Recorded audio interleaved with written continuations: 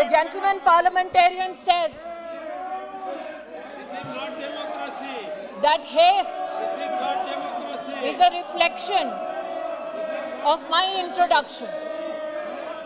I say to the honorable gentleman this: we are in our democracy 75 years late in providing equal rights to men and women to enter into matrimony. इस बात का उल्लेख करना महोदय उचित होगा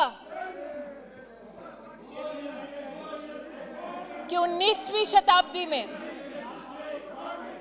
लड़कियों की शादी की उम्र 10 वर्ष थी। 1940 तक शादी की आयु को 12 से 14 किया गया। 78 में 15 साल तक की लड़कियों का ब्याह कर दिया गया। आज पहली बार इस अमेंडमेंट के माध्यम से महिला और पुरुष दोनों 21 साल की उम्र में समानता के अधिकार को देखते हुए शादी विवाह का अपना निर्णय ले सकते हैं। ये कहना कि अगर महिला शिक्षित नहीं है तो वो अपने अधिकारों का ना ज्ञान रख पाएगी, ना उन अधिकारों का इस्तेमाल कर पाएगी, देश की ग्रामीण अंचल की बहनों का इससे बड़ा अपमान इस सदन में नहीं हो सकता।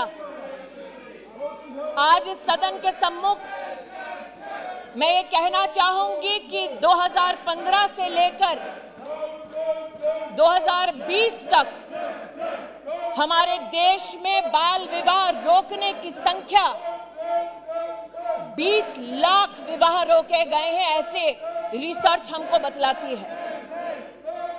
NFHS 5 का डेटा बतलाता है कि 15 साल से 18 साल की उम्र में 7% बेटियां गर्भवती पाई गई हैं।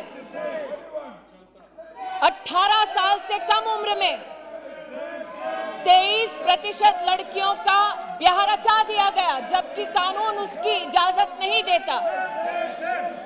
और आज जो लोग आपने अपनी बात रखी, मेरा माननीय सदस्यों से अनुरोध है, आपने अपनी बात रखी है ना। ऑनरेबल मिनिस्टर स्पीकिंग के आगे मंत्री जी उसको रिस्पॉन्ड कर रही हैं।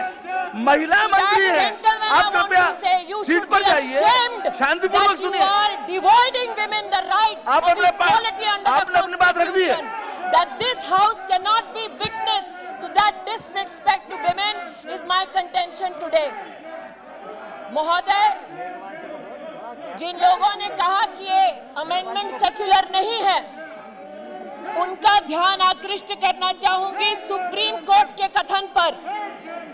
Independent thought versus union of India 382 of 2010, supreme court का स्वयं मानना है कि ये एक्ट सेक्युलर एक्ट है और मुस्लिम पर्सनल लॉ की दृष्टि से भी, हिंदू मैरिज एक्ट की दृष्टि से भी सभी धर्म, सभी जाति, सभी समुदाय की महिलाओं को समानता का अधिकार विवाह की दृष्टि से मिलना चाहिए। महोदय, इस निर्णय की सामाजिक, सांस्कृतिक, पारिवारिक, मार्मिक विषयों को मैं समझती हूं।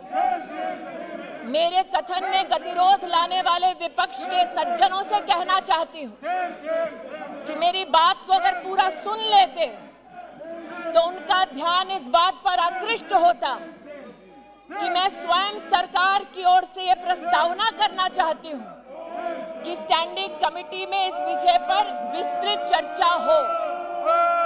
लेकिन महोदय, ये भी कहना उचित होगा, मुख्यतः आज जो आवाजें उठी, उन आवाजों ने स्वीकार किया that the age of marriage should be uniformly applicable across all religions, all castes, all creeds, overriding any custom, any law which seeks to discriminate against women.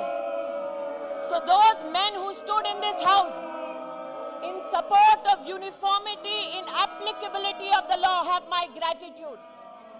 And sir, on behalf of the government, I would request that it be sent to the standing committee. आज का ये निर्णय, ये introduction राष्ट्र के इतिहास में एक निर्णायक कदम है।